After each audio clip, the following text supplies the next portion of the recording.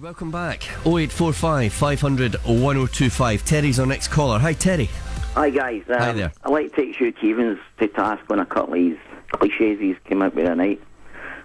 Namely, it never works out that way when form book goes out the window, blah de blah. Earlier this year, Celtic played Rangers at Parkhead, beat them 1-0 in the Scottish Cup.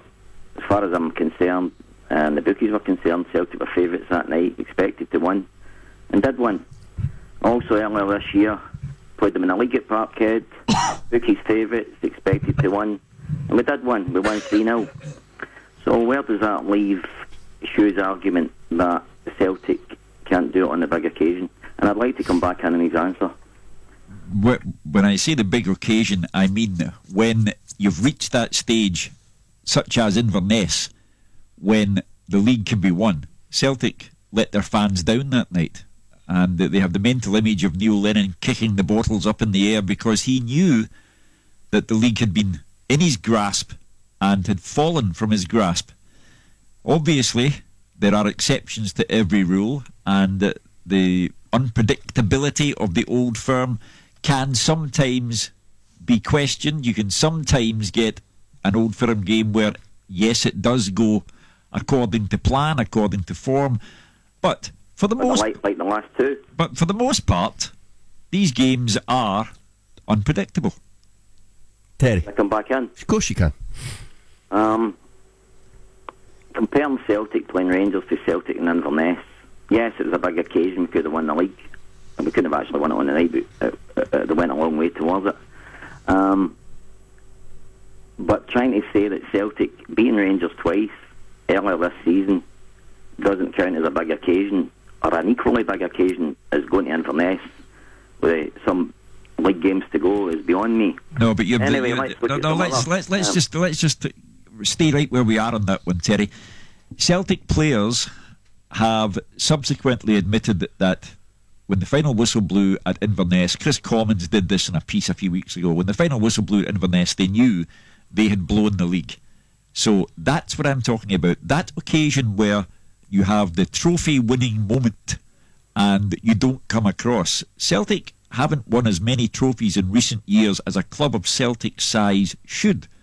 Now, you can have the occasional... I mean, even when Joseph Venglos was the Celtic manager, he annihilated Rangers at Celtic Park one day, 5-1, but it still didn't get him a league.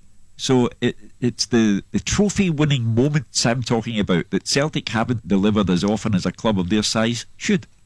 And that would stand up. That would stand up if we were talking about the same players. Celtic have got a new, young team, a team that you incidentally said earlier this year would reap no benefit from being in Europe. I would say Europe has, yes, we lost a couple of games because of it, but overall it's been a positive experience. And since their end game, that kicked off our season, Celtic have gained experience from it. The young players have grown in confidence from it, particularly the games against Udinese and, as I say, Rennes at Parkhead, Udinese away. Guys like Forrest in the last few weeks, the whole team have grown into exactly that, a team. And for you to try and say that somehow the relationship with the Celtic team from last season will bear any bearing on tomorrow night, no, it's you. You're deluding yourself, just as you were deluding yourself on Saturday when you said that Rangers would win at St Mirren comfortably, and I'll quote you.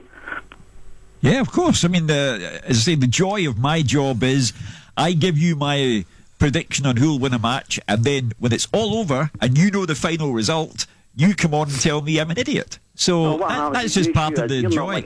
You're not like most pundits who would say, yeah, I'll tip Rangers to win the league, or I'll tip Celtic to win the league. That's fair enough. We've all got our opinions. What you have to take it a stage further because you're the big cheese and the head honcho. You've got to say the league is over.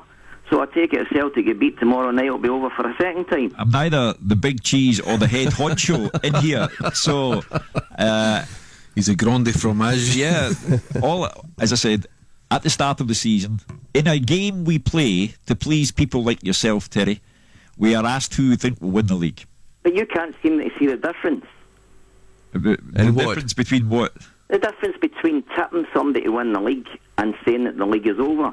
Now, I know, I've tipped Celtic to win the league, but at this stage of the season I would never say it was over. There's too many games to go. But you can't seem to get that difference. It was like the time when you tipped Man United. You said that they would win every time they went on the park against Celtic. Not sometimes or most times or nearly every time, but every time.